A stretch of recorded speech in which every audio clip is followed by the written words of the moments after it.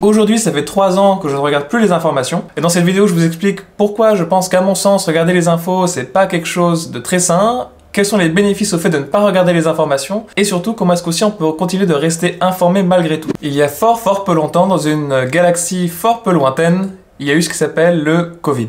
Est-ce que tout le monde se rappelle d'être sur son canapé, chez soi, coincé dans son appartement ou dans sa maison, avec impossibilité de pouvoir sortir de chez soi, et pour seul compagnon, les infos?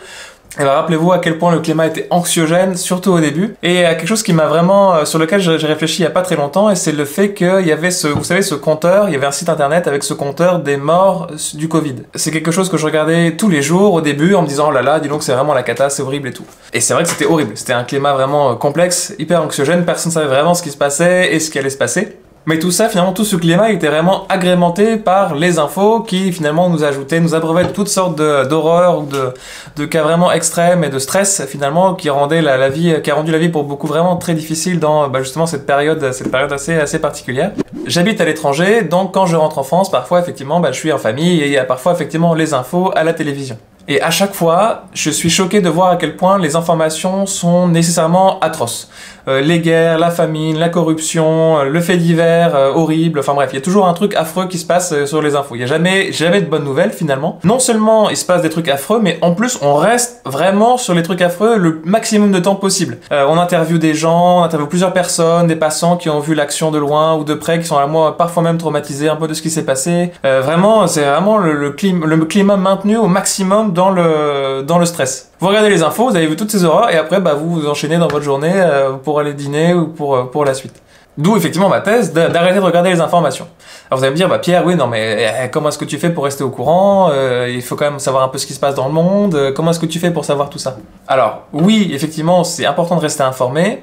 Non, je pense que c'est pas pertinent de regarder les infos. Pour avoir de l'audimat, qu'est-ce qui fonctionne? C'est le sensationnel, c'est l'horreur, c'est des choses qui vont créer de la peur, qui vont créer de l'émotion. Et en fait, c'est pour ça que les informations se concentrent uniquement sur les informations négatives et finalement vont au fond de la plaie à chaque fois pour justement nous amener à cet état de peur ou de stress qui finalement va nous faire rester devant notre télé pour justement regarder ce qui se passe et essayer de mieux comprendre la situation. Le problème, et ça c'est la psychologie qui nous le dit, c'est que ça nous donne l'impression que tout va mal. Ça veut pas dire que tout va bien, mais ça exacerbe complètement le négatif de ce qui se passe autour de nous. Et c'est ce qui nous amène au point suivant sur quels sont les bénéfices au fait de ne pas regarder les informations. Le monde aujourd'hui fait une bataille constante pour votre attention. Tout le monde veut votre attention. Les médias veulent votre attention, votre téléphone veut votre attention, l'Instagram, le Facebook, tout le monde veut votre attention. Par exemple, moi j'ai des milliers d'emails dans ma boîte mail qui sont non lus aujourd'hui parce que il y a toutes sortes d'informations, des newsletters, etc. Tout le monde finalement veut un peu une part du gâteau parce que votre attention, c'est quelque chose qui rapporte de l'argent via les publicités. Le problème, c'est que ça crée un flot d'informations constant, continu, qui est énorme, beaucoup plus que ce qu'on est capable de pouvoir gérer finalement avec notre cerveau. Donc ce que je fais pour préserver ma santé mentale, c'est ce que Tim Ferriss appelle l'ignorance sélective. Donc pour définir si quelque chose doit justement faire partie de cette ignorance sélective, il y a 4 critères. Le premier, c'est est-ce que ça prend du temps? Est-ce qu'ensuite cette information elle est négative? Est-ce que cette information elle est pertinente par rapport à mes objectifs? Et enfin, est-ce que cette information elle est complètement hors de mon influence?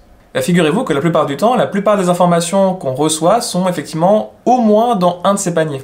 Et si je reprends l'exemple du Covid de tout à l'heure, pour moi le moment vraiment de bascule pour ma santé mentale et qui m'a permis vraiment de faire du Covid finalement une période de laquelle j'ai pu tirer du bénéfice et des choses positives, c'est quand je me suis rendu compte qu'en fait j'ai vraiment laissé de côté toutes ces informations sur lesquelles j'avais pas de contrôle, qui étaient négatives, qui n'étaient pas forcément pertinentes par rapport à mes objectifs. Donc en fait, plutôt que de dépenser mon énergie à suivre ce qui se passait et qui de toute façon se passait hors de mon appartement quoi qu'il arrive, j'ai commencé à faire beaucoup de sport, j'ai commencé à lire, et finalement c'était une période pendant laquelle j'ai pu me recentrer. J'ai médité plus souvent aussi, pendant plus longtemps. J'ai pu tirer finalement de cette période assez difficile, du positif, plutôt que finalement de m'enfoncer dans une sphère négative d'énergie négative qui justement aspirait tout ce qui se passait autour de moi. Maintenant vous allez me dire, ok Pierre, c'est super, merci pour ces infos, mais ce serait quand même pas mal de pouvoir rester un peu au courant de ce qui se passe dans le monde. Ce qui nous amène au dernier point qui est comment rester informé malgré tout. Donc ça va faire 3 ans aujourd'hui à peu près que je regarde plus les informations, et clairement ça n'a eu aucun impact pour moi. Dès qu'il se passait quelque chose, j'étais quand même toujours suffisamment au courant pour pouvoir en discuter, ou alors pour pouvoir demander plus d'informations autour de moi, mais en général, il y a peu de choses qui m'ont vraiment prise par surprise sur quelque chose qui se passait dans le monde extérieur. Et même si à un moment il y a quelque chose sur lequel j'ai peut-être pas eu l'information, mais finalement c'est arrivé dans une discussion, ça m'a permis de mieux comprendre ce qui se passait. Donc ce que je fais pour ça, c'est que j'utilise la presse écrite en ligne. Alors moi ce que j'utilise, c'est que j'utilise notamment Facebook comme une plateforme finalement pour avoir les différentes informations. Et ce que je fais, c'est que je suis abonné à différents journaux de différents bords, ce qui me permet d'avoir la même information sous différentes formes ou racontée différemment pour avoir justement différents points de vue sur une même information. Il y a certainement des plateformes qui font ça mieux que Facebook, donc n'hésitez pas à me dire en commentaire si vous connaissez ou si vous utilisez quelque chose vous de votre côté. Mais en gros l'idée c'est que s'il y a une information qui va être pertinente, elle va revenir effectivement, ça va me demander de creuser parfois dans certains sujets, donc de lire les articles, ou alors si c'est quelque chose qui m'intéresse particulièrement, de creuser sur 2 ou 3 articles sur des situations un peu complexes géopolitiques par exemple. Ce que je veux dire par là, c'est qu'en fait de sélectionner l'information qui est utile, qui va vous permettre d'apprendre quelque chose, et qui surtout va pas forcément s'engouffrer dans des interviews de gens qui ont vu la situation à 1 kilomètre de ce qui se passait, mais au contraire justement d'avoir quelque chose de plus pertinent, de plus efficace, de plus renseigné aussi.